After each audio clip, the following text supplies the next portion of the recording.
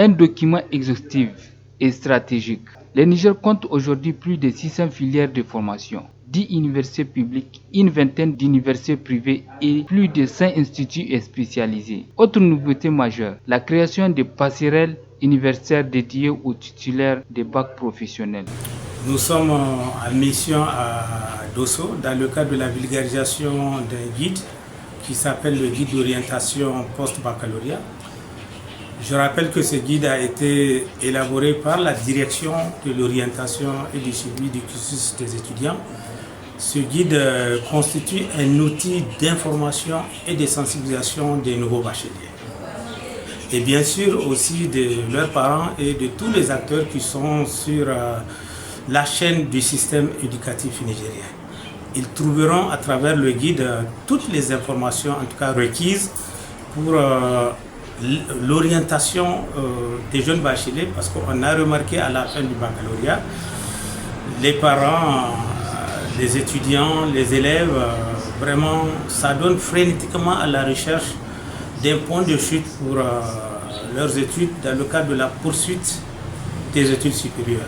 Entièrement gratuit, ce guide est accessible sous format papier pour les institutions et en version électronique numérisée, diffusée massivement via les groupes WhatsApp dédiés. C'est une problématique certaine qui est là, qui intrigue tout le monde, à la fois les autorités et tout le monde.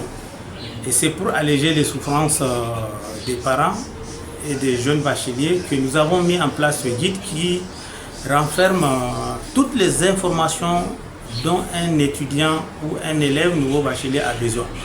Qu'il s'agisse des offres de formation, nous avons répertorié toutes les offres de formation qui existent au Niger. Je porte à votre connaissance qu'il y en a plus de 600 filières, types de filières qui sont là. Nous avons également recensé tous les établissements qui font de l'enseignement supérieur, qu'ils soient privés ou publics. Notre pays organise plus d'une trentaine de bacs au Niger. Les gens ne le connaissent pas, mais à travers ce document-là, ils peuvent savoir tous ces différents types de bacs, que ce soit des bacs littéraires, scientifiques, techniques, technologiques et puis professionnels. Donc dans ce document-là, ce qui est important, c'est qu'on a fait une ouverture pour les bacheliers qui sont détenteurs de bacs professionnels. Parce qu'ils ont des difficultés dans le cadre de la poursuite de leurs études. Mais à travers ce guide, on leur crée des passerelles, n'est-ce pas, pour qu'ils aient l'occasion et la possibilité de poursuivre leurs études dans les universités. Prochaine étape pour les équipes du ministère, assurer un suivi rigoureux sur le terrain et engager les parents dans ces relais d'information. Bien, après la vulgarisation, c'est de continuer maintenant, si vous voulez, à faire la sensibilisation, à donner l'occasion à tout le monde de s'en approprier de ce document. Parce que maintenant, nous avons fait ce que nous devons faire, nous avons conçu le document. Nous avons porté ce document à la connaissance, en tout cas, des études de droit. Et il y a un suivi qui est là. On va faire le suivi, n'est-ce pas? Et on va demander également aux parents que vous êtes, que nous sommes, de prendre le relais dans le cadre de la vulgarisation de ce document-là, chaque fois que le besoin. Justement, la dernière question serait de savoir l'accès à ce document. Très bien. Je pense que l'accès est gratuit. Le ministère a produit ce document, il n'est pas à but lucratif, mais à vocation d'utilisation gratuite et personnelle. Et pour ce faire, qu'est-ce que nous avons prévu? Nous avons prévu des versions hard que nous mettons à la disposition, en tout cas, des responsables des autorités, et également des versions électroniques que nous partageons avec tous ceux qui viennent.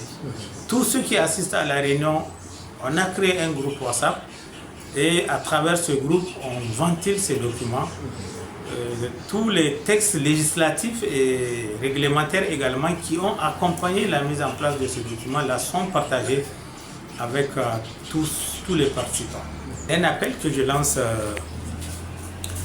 à toute la population du Niger, c'est de comprendre que l'orientation est un enjeu stratégique pour le développement d'un pays. L'orientation d'un bachelier doit être libre. Le premier artisan de l'orientation, c'est l'élève lui-même. Il est acteur de son propre avenir, il est artisan de son avenir. Il ne doit pas être influencé. Les parents, leur rôle, c'est de donner des conseils et non de se situer à l'enfant, n'est-ce pas, pour faire un choix pour l'enfant. Le choix revient à l'enfant de choisir en fonction d'un certain nombre de choses qui sont définies dans le document. Et pour finir, je dirais que c'est plus facile pour un étudiant de réussir sa formation si il y a une adéquation entre le profil d'entrée et la formation requise. Cette adéquation doit être en étroite relation avec, bien sûr, le besoin du marché de l'emploi.